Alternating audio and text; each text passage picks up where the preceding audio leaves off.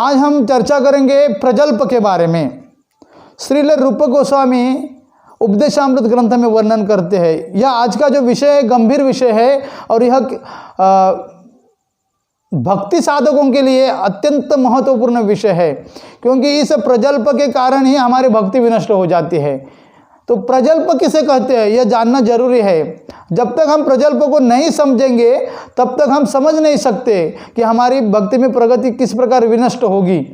इसलिए प्रजल्प क्या है, प्रजल्प के जितने प्रकार है वह जानना जरूरी है। 8 प्रकार के प्रजल्प है, इसका वर्णन हम अभी करेंगे, तो यह सुनना अत्यंत महत्वपूर्ण है। तो प्रजल्प का अर्थ है परस्पर कथोपकथन का अर्थ है प्रजल्प। परस्पर एक दूसरे के साथ जो बातचीत की जाती है उसे प्रजल्प कहा जाता है। एक दूसरे के साथ जो बातचीत की जाती है उसे प्रजल्प कहा जाता है। तो दूसरे के साथ बात करना क्या गलत है? नहीं, एक दूसरे को बात करना जरूरी है। बिना बात किए कैसे रह सकते हैं, लेकिन अगर वह व्यर्थ की बात करते हैं तो वह प्रजल्प है। जो कृष्ण भावनामृत के संबंधित नहीं है तो उसे प्रजल्प कहा जाता है। एक प्रजल्प है भक्ति के अनुकूल प्रजल्प और एक प्रजल्प है भक्ति के प्रतिकूल प्रजल्प। अनुकूल प्रजल्प उसे स्वीकार करना चाहिए और प्रतिकूल प्रजल्प उसका त्याग करना चाहिए। तो प्रतिकूल प्रजल्प क्या है और अनुकूल प्रजल्प क्या है? दोनों प्रजल्प है, लेकिन यानी परस्पर कथोपकथन का नाम प्रजल्प है। कथोपकथन यानी एक दूसरे से बातचीत करना। तो प्रतिकूल प्रजल्प का अर्थ है, इसमें कहते हैं हमें कुछ लोग क्या कहते हैं, कुछ लोग कहते हैं कि समस्त प्रकार के प्रजल्पों का त्याग करना चाहिए। जो अति भक्त है ऐसा वर्णन करते हैं, लेकिन इसमें श्री रूप गोस्वामी के अनुगत है। हम जो गौड़ीय वैष्णव है रूप गोस्वामी के अनुगत्य में है, तो उनको अपने गुरु परंपरा से जो सिद्धांत, उस सिद्धांत के अनुसार यहाँ कहा है कि रूप गोस्वामी के अनुगत होकर उनके द्वारा बताए गए साधन पथ का अनुसरण करना हमारा कर्तव्य है। रूप गोस्वामी ने जो साधन पथ, यह उपदेशामृत ग्रंथ ये साधना का ही ग्रंथ है, तो उनके अनुसार अगर हम चलेंगे तो प्रगति होगी हमारी।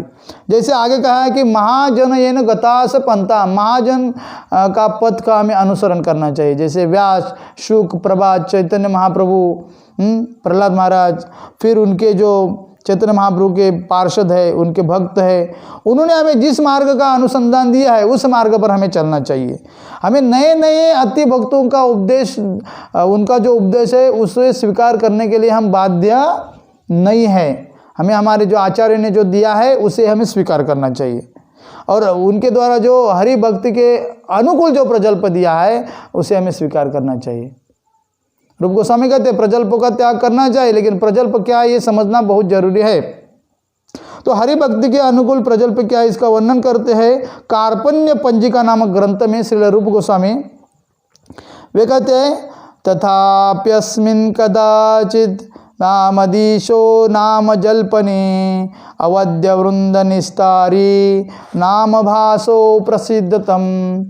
भगवान नाम का उच्चारण करते करते यदि जीवन में कभी नामाभास भी हो जाए तो उस नामाभास भी एक प्रजल्प है, उस नामाभास के कारण अनंत जन्मों के जो भी जितने भी अनर्थ है उस सभी अनर्थों का विनाश हो जाता है। नामाभास जैसे सूरज का उदय होने वाला है, सूर्य का उदय होने वाला है, तो उदय होने के पहले एक आभा प्रकट हो जाती है। हाँ, कुछ लालिमा प्रकट होता है, गुलाबी कलर की लालिमा सुबह सुबह हमें देखते हैं सुबह। उसके बाद थोड़ी देर के बाद सूर्य का उदय हो जाता है। तो सूर्य का उदय होने के पहले जैसी लालिमा जो आभा प्रकट थी तो आभास है, वो आभास है। इसी प्रकार भगवान का शुद्ध नाम हमारे जीवा पे प्रकट होने वाला है, तो उसके पहले नाम आभास होता है, नाम का आभास होता है। तो हरिनाम चिंतामणि ग्रंथ में हरिदास ठाकुर वर्णन करते हैं कि जिसके मुख से नामाभास भी हो जाता है तो उसे मैं प्रणाम करता हूँ। तो नामाभास भी एक प्रकार का प्रजल्प है, तो ऐसा प्रजल्प के हमें स्वीकार करना चाहिए। तो सिद्धांत क्या है, भक्ति के अनुकूल जितने भी प्रजल्प है उसे स्वीकार करना चाहिए, और प्रतिकूल है उसका यहाँ कहते हैं यह भक्ति के विरोधी है। साधकों को बहुत सावधान होकर ऐसे प्रजल्पों से दूर होना चाहिए, उसका स्वीकार नहीं करना चाहिए ऐसे प्रजल्पों का। तो जो प्रतिकूल प्रजल्प है, जिसे बहिर्मुख प्रजल्प कहा जाता है, यानी निरर्थक बातें करते हैं संसारी लोगों की तरह, तो ऐसे निरर्थक प्रजल्पों का हमें त्याग करना चाहिए। इसके 8 प्रकार हैं। भक्ति विनोद ठाकुर इस कमेंट्री में वर्णन करते 8 प्रकार का। 8 प्रकार कौन से हैं? वृथागल्प, वितर्क, परचर्चा, वादानुवाद, परदोषानुसंधान, मिथ्या जल्पना, साधु निंदा और 8वां है ग्राम्य कथा। तो 8 प्रकार के प्रजल्प है। यह जानना भक्ति साधकों के लिए अत्यंत महत्वपूर्ण है और जरूरी भी है। जब तक नहीं समझते तो हम इस प्रकार की प्रतिकूल परचर्चा, प्रतिकूल प्रजल्प करते रहेंगे और हमारी भक्ति में प्रगति कभी भी संभव नहीं है। हमारी भक्ति का विनाश होगा, ऐसे रूप गोस्वामी वर्णन करते। भक्त का नाश नहीं होता है, लेकिन भक्ति का विनाश होगा ना, यह समझना जरूरी है। तो पहला जो प्रजल्प है, प्रतिकूल प्रजल्प, उसका नाम है वृथागल्प। वृथागल्प का अर्थ क्या है? फालतू की चर्चा करना।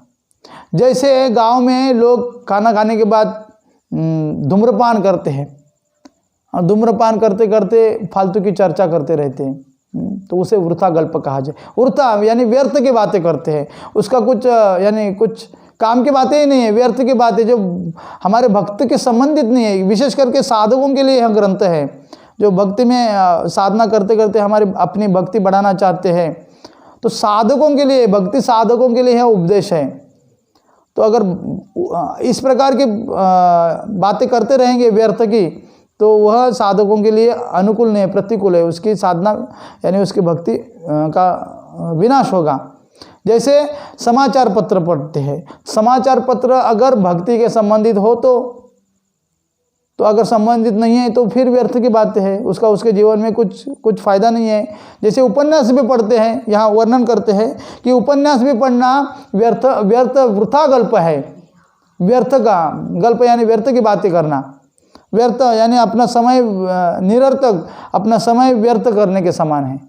तो इस प्रकार अगर हमारा समय व्यर्थ करेंगे तो प्रगति कैसे होगी? हमारा समय तो भगवान की सेवा में लगना चाहिए, लेकिन नहीं लगता है। तो इसी प्रकार इस प्रजल्प में व्यस्त होने के कारण हमारी भक्ति भी नष्ट हो जाती है। तो भक्तों को इस प्रकार के प्रजल्प से दूर होना चाहिए, वृथागल्प से दूर होना चाहिए। दूसरा है वितर्क। दूसरा प्रजल्प है वितर्क। वितर्क यानी व्यर्थ का तर्क करना, यह भी एक प्रजल्प है। प्रजल्प यानी निरर्थक बातें, ठीक है। तो वितर्क भी एक प्रकार का भक्ति बाधक प्रजल्प है, भक्ति में बाधा उत्पन्न करने वाला प्रजल्प है। यह कैसे होता है? एक दूसरे के प्रति द्वेष के कारण, दूसरे के प्रति निंदा के कारण दूसरे को निंदा करते, तभी यह वितर्क उत्पन्न होता है। वितर्क कैसे उत्पन्न होता है? निंदा करने से, द्वेष करने से, आत्म यानी बोलते हैं ना उसे, आत्म प्रतिष्ठा के कारण, अहंकार के कारण यह उत्पन्न होता है वितर्क। उदाहरण जैसे, और जो झगड़ालू जो लोग हैं, जो कलह प्रिय लोग हैं, वे वितर्क के चक्र में पड़ जाते हैं, इस फंदे में पड़ जाते हैं। उदाहरण है वासुदेव सार्वभौम, चैतन्य चरितामृत में वर्णन है। तो उस समय के वे प्रकांड विद्वान मायावादी पंडित थे, देखा जाए तो प्रकांड विद्वान मायावादी विद्वान थे। और उनका कार्य क्या था? उनका काम क्या था कि लोगों को, जो बड़े बड़े पंडित है, उनको तर्क में परास्त करना, यही उनका काम था। विद्वान थे इसलिए वो उन्हें परास्त, यही उनका काम था। लेकिन चैतन्य महाप्रभु का जब उन्हें संग प्राप्त हुआ, तब उनका यह दूसरे के साथ तर्क वितर्क करना, उसका नशा पूरी तरह से उतर गया, संपूर्ण तरह से उनका उतर गया। और वे कहते आगे उसमें, वे कहते हैं कि जिस मुख से मैं पहले तार्किक शृगालों के संग में हुआ करता था, शृगाल कैसे हुआ करता है, तो उस हुआ करने में मेरा समय व्यर्थ निकल जाता था। हाँ, अमूल्य, मेरी अमूल्य समय की घड़ियां व्यर्थ निकल जाती थी। आज उसी मुख से कृष्ण, हरि आदि भगवान के सुमधुर नामों का उच्चारण करता हो। यानी तर्क वितर्क करना भक्ति साधकों के लिए कैसा है? उनके लिए प्रजल्प है, उससे उनकी भक्ति विनष्ट हो सकती है। तो यह दूसरा हो गया। तीसरा है परचर्चा। परचर्चा यानी द्वेष, दूसरे का यानी दूसरे को प्रति ईर्ष्यालु होकर उनकी चर्चा करना, उनके चारित्र के बारे में करो, या जो भी हो, द्वेषी होकर, दूसरे के प्रति द्वेष होकर उनकी चर्चा करना, उसे परचर्चा कहा जाता है। तो परचर्चा भी दो प्रकार की है, एक परचर्चा हमें करनी चाहिए और एक परचर्चा का हमें त्याग करना चाहिए। देखो, परचर्चा का त्याग नहीं होता है गृहस्थ लोगों के लिए, क्योंकि कैसे नहीं होता है, अगर व्यक्ति व्यर्थ की परिचर्चा करता है तो उसका जो चित्त है भगवान के चरणारविंद को स्पर्श भी नहीं कर सकता। जो परिचर्चा करने वाला व्यक्ति है भगवान के चरणारविंद को उसका चित्त स्पर्श नहीं कर सकता। इसलिए भक्ति साधकों के लिए बहुत ही सावधान होकर इस परिचर्चा का त्याग करना चाहिए। लेकिन गृहस्थ जो भक्त है उनको संभव नहीं है परिचर्चा का त्याग करना। क्यों संभव नहीं है? क्योंकि धन संग्रह करने में, धन का उपार्जन करने में, अपने कुटुंबियों का भरण पोषण करने में उसका समय जाता है। तब ऐसे लोगों के संग में जाना पड़ता है, तो परिचर्चा होती है, लेकिन उनको अकारण की परिचर्चा नहीं करनी चाहिए। और जो गृह त्यागी है, जो घर में वास नहीं करते, जो सन्यासी हो या ब्रह्मचारी हो, जो गृह में वास नहीं करते हैं, उनके लिए संभव नहीं, क्योंकि विषय लोगों के साथ उनका संग नहीं होता है, तो उनसे परिचर्चा नहीं होती। लेकिन गृहस्थों की परिचर्चा होती है।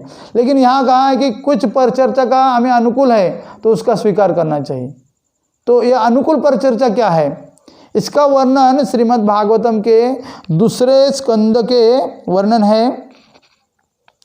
दूसरे स्कंद के पहले अध्याय के तीसरे श्लोक में वर्णन है। सुखदेव गोस्वामी परीक्षित महाराज से वर्णन करते, प्रसंग आता है तभी उनको कहना पड़ रहा है। लेकिन वह जो परिचर्चा कर रहे हैं वह भक्ति के अनुकूल है, वे निंदा नहीं कर रहे हैं। वे कहते हैं निद्रया ह्रियते नक्तम व्यवायेन च वावयः दिवाचार्ते हय राजन कुटुंब भरेन वा।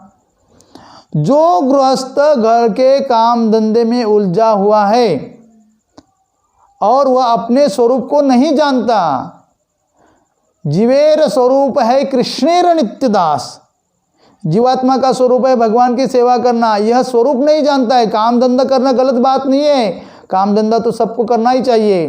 कुटुंब के काम धंधे में उलझा हुआ है और अपने स्वरूप को नहीं जानता, उनकी सारी आयु यूं ही निकल जाती है, उसे पता नहीं चलता। यह जो आयु मिला है हमें, यह जो हमें समय मिला वो भगवान की सेवा के लिए मिला है, लेकिन वो नहीं जानता अपने स्वरूप को, तो उसकी आयु यूं ही निकल जाती है। हाँ, उनकी रात नींद में या स्त्री के संग, स्त्री प्रसंग में निकल जाते हैं और उनका दिन धन की हाय हाय करने में निकल जाता है। ऐसे लोगों का, ऐसे विषयी लोगों का, ऐसे कामासक्त लोगों के लिए वर्णन कर रहे हैं। और उनका कुटुंबियों का भरण पोषण करने में उनका दिन व्यय हो जाता है। कुटुंबियों का भरण पोषण करना भी चाहिए, लेकिन उसको स्वरूप को भी अपने जानना चाहिए। सब डिपेंड है स्वरूप के ऊपर। अगर वह जीव का स्वरूप है भगवान की सेवा करना है, सेवा नहीं करते हुए बाकी करता है, तो वह विषय है, कामासक्त है। तो ऐसे विषय लोगों का वर्णन कर रहे हैं। वे लोग देखते हैं, ये विषय लोग जिसका हम कुटुंब का भरण पोषण कर रहे हैं, वे हमारे कुटुंबियों भी सब मृत्यु के तरफ जा रहे हैं। उनका दिन जैसे सूरज उगता है, फिर सूरज उगने के बाद सूरज का अस्त भी हो जाता है, उसी प्रकार उनका आयु क्षीण होते जाता है। यह सब देखते हैं, फिर भी वो स्वरूप को नहीं जानते। तो ऐसे कामासक्त लोगों के लिए ऐसे लोगों की ये परिचर्चा है, लेकिन निंदा नहीं है। तो अपने शिष्य को, सुखदेव गोस्वामी को उपदेश करते हुए उसका वर्णन कर रहे हैं सुखदेव गोस्वामी। तो यह क्या है, परिचर्चा अनुकूल है। अगर इसका प्रसंग आया है इसलिए उपदेश करते, जिससे सामने वाले को उत्साह मिले और कुछ ज्ञान मिले उससे, और वह अपने जीवन में प्रगति करे। तो यह परिचर्चा अनुकूल है। बाकी की जो परिचर्चा है प्रतिकूल है, द्वेष के कारण करते हैं, इससे हमारी भक्ति भी नष्ट हो सकती है। फिर चौथा प्रजल्प है वाद विवाद। तो वाद विवाद क्यों होता है?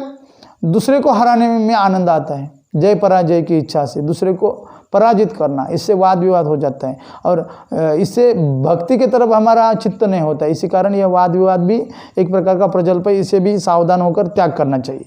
फिर पांचवा है परदोष अनुसंधान।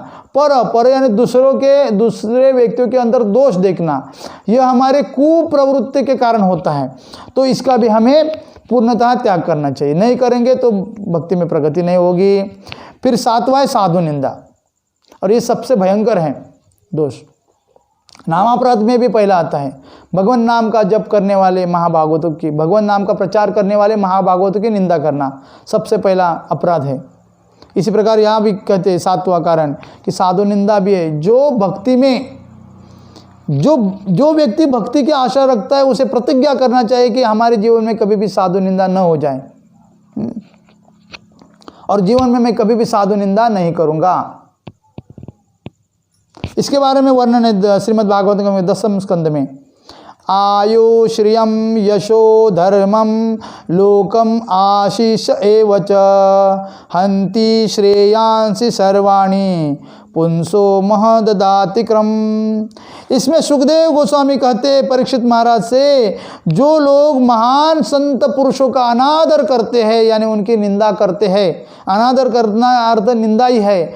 जो लोग महान पुरुष महान संत पुरुषों का अनादर करते हैं, उनके बारे में क्या है, आयु श्रियम यशो धर्मम, उनका जो अनादर करने के कुकर्म के कारण, यह कुकर्म है, उस कुकर्म के कारण उनकी क्या आयु श्रियम, उनकी आयु विनष्ट हो जाती है। श्रियम उनकी लक्ष्मी, उनका धन विनष्ट हो जाता है। यशो यानी उसकी कीर्ति विनष्ट हो जाती है। धर्मम उसका धर्म विनष्ट हो जाता है। लोकम आशीष उसका लोक परलोक विनष्ट हो जाता है। उसका विषय भोग विनष्ट हो जाता है। और सबके सब कल्याण के जितने भी मार्ग है उनका विनाश हो जाता है। सब साधन नष्ट हो जाते हैं उसके, जो साधु पुरुषों की निंदा करता है। इसलिए भक्ति साधकों के लिए साधु पुरुषों की निंदा कभी भी नहीं करनी चाहिए। और 8 का परिचर्चा है, 8 का प्रजल्प है 8वां, उसे कहते हैं ग्राम्य कथा। ग्राम्य कथा का अर्थ है फालतू की चर्चा करना। जिस वाणी के द्वारा भगवान के अविनाशी, भगवान के पवित्र नाम कीर्तन गुण लीला का वर्णन नहीं होता है, उच्चारण नहीं होता है अपने मुख से, अगर वह वाणी भाविक जैसी भावना प्रदान हो, कैसी भावपूर्ण होने पर भी वो व्यर्थ की वाणी है, निरर्थक वाणी है, सारहीन है, सुंदर होते हुए भी असुंदर है। सुंदर है वाणी लेकिन फिर भी वह भगवान के नाम रूप गुण लीला का कीर्तन नहीं करते, उसका उच्चारण नहीं करते हैं, तो कैसे है वे वाणी निरर्थक है। सुंदर होते हुए भी असुंदर है। उत्तम विषयों का प्रतिपादन करने पर भी असत्कता है। इसलिए वाणी का उपयोग भगवान के गुण लीला कीर्तन में करना चाहिए।